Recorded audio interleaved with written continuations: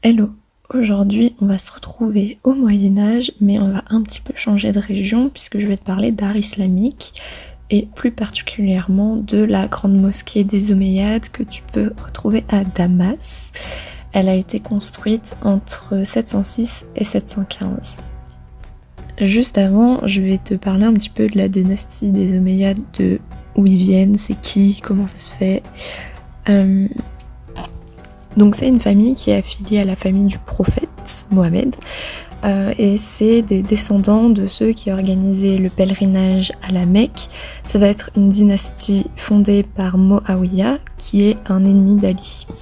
Alors les Omeyyades, ils ont plein de villes sous leur contrôle, mais moi je vais m'intéresser plutôt à la mosquée de Damas, mais il y a encore plein de choses à dire avec la dynastie des Omeyyades.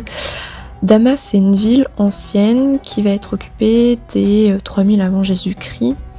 Donc il y a le fleuve Barada qui passe non loin, c'est entouré d'une oasis, la ville elle est tournée vers le désert, c'est pas une création ex nihilo, elle est érigée sur le téménos d'un temple pour Hadad qui est assimilé à Jupiter.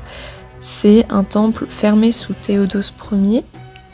Et s'est converti en basilique chrétienne pour Jean-Baptiste. On a en fait une grande vague de création d'édifices chrétiens sur des plans paléochrétiens et c'est un point central après la Mecque pour cette mosquée.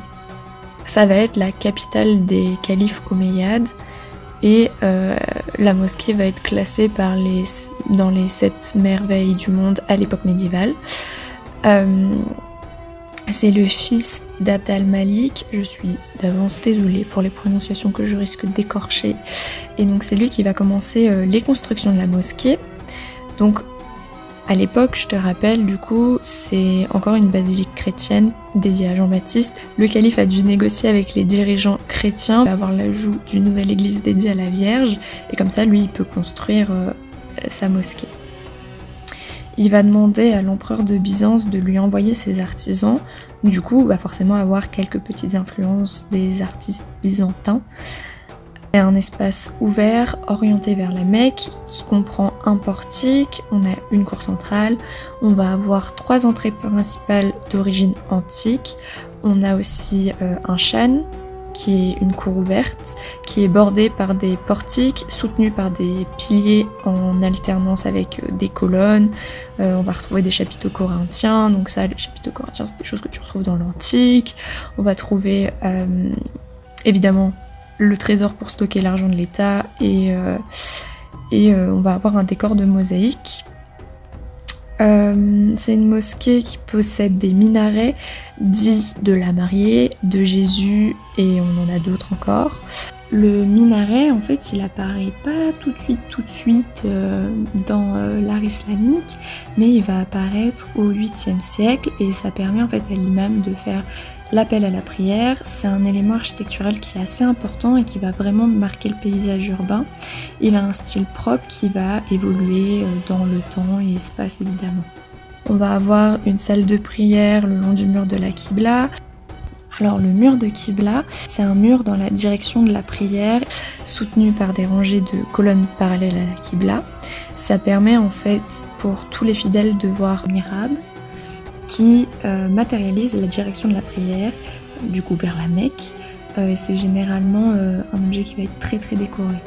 C'est une mosquée qui va connaître pas mal de dommages à cause d'un incendie. Les décors intérieurs qui ne sont pas parvenus aujourd'hui, ça devait être des mosaïques sur tous les murs de la cour et fait par des artistes chrétiens. On va quand même en trouver quelques-unes avec la représentation de paysages. On n'a pas de figuration. Sur le panneau de Barada, on va retrouver un village inspiré de l'architecture romaine, avec des motifs en écailles de poisson, en 3D si on veut, même si c'est un terme anachronique, et ça c'est une tradition sassanide. On a certains chercheurs qui pensent que les arbres représentent des saints, et d'autres pensent que le paysage c'est celui de Damas ou des villes du monde islamique sur modèle antique, ou encore le paradis. On peut voir un portique semi-circulaire comme dans les temples grecs, qui n'existaient plus déjà à l'époque romaine.